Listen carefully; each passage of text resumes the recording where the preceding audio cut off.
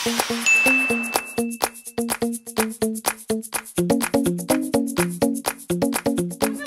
ayos na nakita ng buhok na namamanood sa soap opera! Wala akong pakialam sa soap opera! Huwag mo nga akong gugupitan! Mamalasin ako, sabi ng nanay ko! Ako ang kumakala sa'yo, hindi kita pupupita! Ayos na nakita ng buhok, halika nga dito, upo ka dyan! Ay! Bakit ba? Hindi, Mare, parang mas maganda kasi kung ganyan na lang. Tumigil ka nga! Sige, akong bahala sa'yo. Ayos na kita katulad na Sigurado ka ba dyan? novela. Ang tagal naman.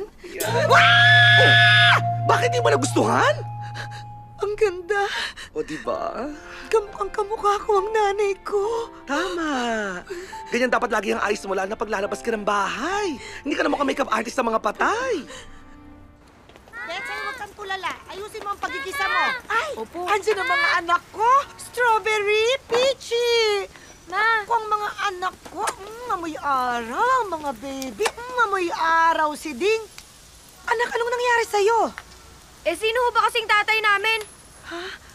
Eh kasi, Mama, nakipag-away na naman si Ding Dong. Totoo po bang si Mang Turing ang tatay namin? Si Mang Turing. He! Anak, hindi. Si Mang Turing driver natin matagal na. So, Mama, sino po? Ba't di niyo po masabi sa amin?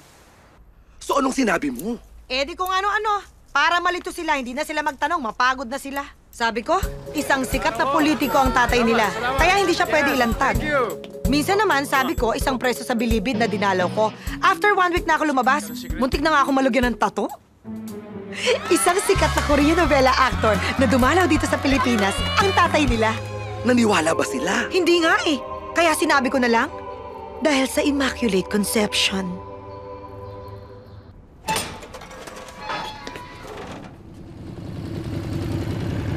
Ding Dong! Mamaya na lang kita tutulungan ha. Sensya na. Mimi! Tita! Mimi! Uy! Naku, mabuti umabot ako. Ang dami ko kasing inasikasong bangkay eh. Pero nakapagluto ako ng bopis at dinuguan. Eto, Uy! anak, Ay. bigay mo. Bigay mo sa kanya. Dima, sige, ikaw na lang. Eto, Salamat po. Favorite ni Tito Mandy. Ay, fresh na fresh pakibigyan mo yan. na, kuya. Opo. Sige po. Sige. Balik ka na lang kami. mamaya, Ding Dong ha. Ay, anak, umalis na sila. Umalis na rin tayo. Gusto mo sumakay dito? Maluwang pa. Gusto mo humiga? Gusto mo may music? Di, sige ma. May lakad pa ako eh. Mamarazzi. Ano daw? Mamarazzi? Mamarazzi, mamarazzi, mamarazzi. Yeah! Gusto ko yun, ha? Magturing, sundan natin ang anak ko! Dali! Ngayon ka pa ba aatras? Relax ka lang, Strawberry. Magka-boyfriend ka naman, no? May experience mo lang. Sino ba kasi yun? Stalker ko. Matagal nang patay na patay yun sa akin, eh. Super persistent. Kaya lang, di ko type. Kasi papasa mo lang sa akin yung lukong-lukong yun. Eh, kesa naman wala. Mag-pretend ka lang na ako ikaw. Sige na, tapos hindi ka na mahahalata niyan. Dali, ayan siya, oh. Gayahin mo lang ako. Kaya mo yan.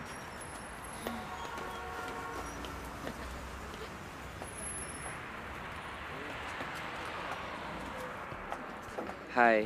Hello. Have a seat, please. So, hi, Peach. Matagal na tayong di nagkita. Kaya, I missed you. Text ako ng text sa'yo eh. Pero, you don't reply. Kaya I thought, binura mo na ako sa phone mo. Lloyd, may aminin ako sa'yo, ha? Hindi ako si Peach. Actually, alam ko yun. Pero di ko lang sinasabi sa'yo na alam ko kasi ikaw naman talaga ang gusto ko. Yung kapatid mo kasi, nakakatakot kung minsan.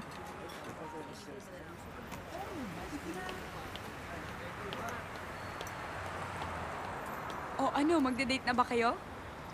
Hindi, Peach. Nag-enjoy lang kami ni Lloyd. Pero at least ngayon, mas confident na ako. Okay naman si Lloyd eh. Malay mo sa future. Who knows? Tara na.